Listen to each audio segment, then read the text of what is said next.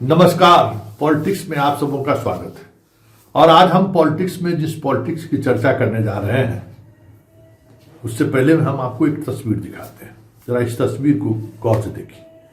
यह तस्वीर है लोकसभा के बाहर की तस्वीर है, जहां प्रधानमंत्री मोदी में बीच में खड़े हुए हैं और बाकी एनडीए, बिहार एनडीए के तमाम राज्यसभा और लोकसभा के सांसद साथ में खड़े हुए हैं। और इस तस्वीर के बाद के सहारे कहें या इस तस्वीर को प्रधानमंत्री मोदी ने अपने फेसबुक पोस्ट पर लगाया कि बिहार में जो जीत हुआ उस जीत को लेकर आगे हमें क्या करना है, उस मुद्दे पर हम सब लोग साथ हैं। बिहार के विकास में हमारा सबका साथ, सबका विकास का जो नारा है, डबल इंजन की सरकार है, वो सरकार जनता की आकांक्षा पर खरे उतरे, जनता के उस वादे पर खरे उतरे। हमारी कोशिश ये रहेगी। और आज एक दूसरी तस्वीर जारी हुई है। जरा इस तस्वीर को गौर से देखिए। संजय झा, उपेंद्र कुशवाहा, ये सारे लोग प्रधानमंत्री मोदी को माला पहना रहे हैं। और इस दौरान बिहार की जीत को लेकर सभी एनडीए के नेता अपनी अपनी बात संक्षिप्त में रख रहे थे। और उसी दौरान प्रधानमंत्री मोदी ने कहा कि बिहार के जीत, या यूं कहें कि एनडीए की जीत का शिल्पकार मैं नहीं हूं, शिल्पकार नीतीश कुमार है। यह नीतीश कुमार ने बिहार को जिस तरीके से रचा बसाया है, जिस तरीके से निर्माण किया है, जनमत उसी का है, मैंडेट उसी संरचना का है। इसलिए हम नीतीश जी को बिहार का शिल्पकार कहते हैं। आखिर इस मौके पर इस शब्द के साथ नीतीश को नवाजे जाने का मतलब क्या है, या फिर इस शब्दावली के सहारे बिहार की सियासत को किस तरीके से देखा जा सकता है। क्योंकि पिछले एक सप्ताह से ये बातें मीडिया के अलग अलग कह सकते हैं कि प्लेटफॉर्म पर कहीं न कहीं किसी न किसी तरीके से ये खबरें चलाई जा रही है, खबरें आ रही हैं कि भाई नीतीश कुमार को अपना एग्जिट प्लान बता देना चाहिए, तो कब वो बिहार की गद्दी छोड़ेंगे। और इसके लिए एक तारीख तय हो जानी चाहिए। बीजेपी उसी अनुसार आगे अपना कदम बढ़ाएगी। और यह प्रस्ताव अमित शाह का था, और यह प्रस्ताव अमित शाह ने लल्लन सिंह और संजय झा के साथ साथ एक बिहार के सीनियर ब्यूरोक्रेट के सामने भी रखा, जिस पर उन्होंने कह दिया था कि नहीं, ये तय कर, ये हमारा डोमेन नहीं है, ये तय करेंगे तो प्रधानमंत्री तय करेंगे, मोदी जी तय करेंगे। क्योंकि इस गठबंधन में इस बार जो कुछ भी बात हुआ है, उस बातचीत में नीतीश कुमार और मोदी जी दोनों साथ साथ बात किए, और दोनों की बातचीत का नतीजा गठबंधन था। और उस गठबंधन के दौरान साथ हम लोग सिर्फ चुनाव लड़ रहे हैं, जो एक पार्टी की भूमिका होती है, हम लोग चुनाव लड़े हैं। बाकी कब वो एग्जिट करेंगे, क्या करेंगे, नहीं करेंगे, इस बातचीत में हमें नीतीश की तरफ से न हम अधिकृत है और न ही नीतीश जी के लिए ये संदेशा लेकर या उनसे इस मुद्दे पर हम लोग बात करेंगे। इस मुद्दे पर बात करना है तो आप कहिए प्रधानमंत्री जी को वो नीतीश कुमार से बात करें। और इस खबर के बाहर आने के बाद थोड़ी चीजें बदलती हुई दिखी। बिहार की राजनीति फिर से एक बार गर्मा गई। कई तरह के डेवलपमेंट होते हुए दिखने लगा। नीतीश कुमार की सक्रियता अचानक बढ़ गई। उनका मूवमेंट सुबह से लेके रात तक हर गतिविधियों पर सक्रियता के एक कह सकते हैं कि एकदम खुद बाहर निकलने लगे। ये बड़ा बदलाव दिखने लगा। फिर कई ऐसे निर्णय थे जिस निर्णय को लेकर कहीं कहीं हस्तिनापुर और अंतःपुर के बीच, मतलब दिल्ली और पटना के बीच तलखी बढ़ रही है, ऐसे संकेत मिलने लगे। 3 नए मंत्रालयों का गठन, उस गठन के पीछे का उद्देश्य जब चर्चा होनी शुरू हो गई तो लग गया कि कुछ न कुछ चीजें चल रही हैं।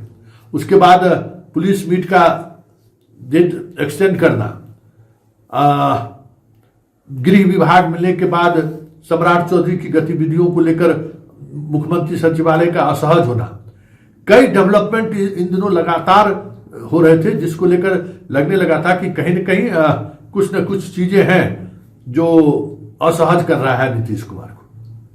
लेकिन आज जिस तरीके से मोदी ने शाह राजनाथ सिंह और नड्डा की मौजूदगी में नीतीश को जिस उपमा से या जिस सम्मान के साथ उन्होंने शब्दों के सहारे, शिल्पकार जैसे शब्दों के सहारे नवाजा है, ये तय मानिए कि इस खेल को, इस जो राजनीतिक बिहार को लेकर जो राजनीति चल रही थी, कहीं न कहीं प्रधानमंत्री की शब्दावली के बाद विराम लग जाना चाहिए। क्योंकि यह सिर्फ संकेत नहीं है, शाह के लिए एक चेतावनी भी है कि बिहार के मामले में बेवजह दखल मत दीजिए। बिहार जिस दिशा में चल रही है उसमें आप सहयोग करने की स्थिति में है तो आप सहयोग कीजिए, टांग खींचने की कोशिश मत करिए। क्योंकि जीत का सेहरा नीतीश के सिर बांध करके मोदी ने सीधे तौर पर संकेत दे दिया है कि भाई इस तरीके से चीजें नहीं चलेंगी। नीतीश थे, हैं और रहेंगे। जो बातें चुनाव कैंपेन के दौरान देखने को मिला वो उस पर हमें अडिग रहना है। ठीक है, हम चुनाव के दौरान नीतीश के चेहरे को लेकर स्पष्टता के साथ हम लोगों ने कुछ नहीं कहा, लेकिन यह मैंडेट कहीं न कहीं नीतीश कुमार का मैंडेट है और उस मैंडेट का सम्मान करना हम भाजपाइयों का जिम्मेवारी और दायित्व। क्योंकि जिस एक शब्द ने बहुत सारी चीजें कह दी हैं, होता है ना कि शब्द से सारी चीजें तराशी जा सकती है, तो एक शब्द ने सारी वो चीजें कह दी हैं जो शाह जैसे नेता सहजता से स्वीकार करने को तैयार नहीं थे। अब देखना दिलचस्प होगा कि मोदी के इस उद्गार के बाद, इस शब्दावली से अलंकरण के बाद जो एक स्थिति बनती जा रही थी, एक शीत युद्ध वाली स्थिति की तरफ बिहार बढ़ रहा था, उसमें विराम लगता है या फिर ये चीजें जारी रहेंगी। क्योंकि कई मामलों में शाह मोदी के आदेश की अवहेलना करते हुए भी दिखे। बिहार सहित कई राज्यों से ये खबरें आती रही है जो मोदी नहीं भी चाहते हैं, क्योंकि हर बात तो मोदी तक पहुंचती नहीं है और मोदी के पॉलिटिक्स का अपना एक अलग डायमेंशन है। वो अपनी पार्टी की पॉलिटिक्स का, विपक्षी का पॉलिटिक्स, पार्टियों की पॉलिटिक्स ज्यादा करते हैं। अपने पार्टी पर 10% समय देते हैं तो विपक्षियों को 23 घंटा 50 सेकंड मिनट उन्हीं पर समय देते हैं। उनका ये राजनीतिक तरीका रहा है कि विपक्ष पर ज्यादा समय देते हैं कि उसको कैसे तोड़ा जाए, कैसे जोड़ा जाए, कहां से क्या उसके वोट बैंक में क्या सेंधमारी किया जाए, कहां से हुमायूं कबीर को लाकर खड़ा कर दिया जाए, कहां से ओवैसी को लाकर बिठा दिया जाए जो विपक्ष को असहज कर दे। उनकी राजनीति यही रही है और इसलिए बाकी राजनीतियों पर उनका उस तरीके का ध्यान केंद्रित नहीं रहा है।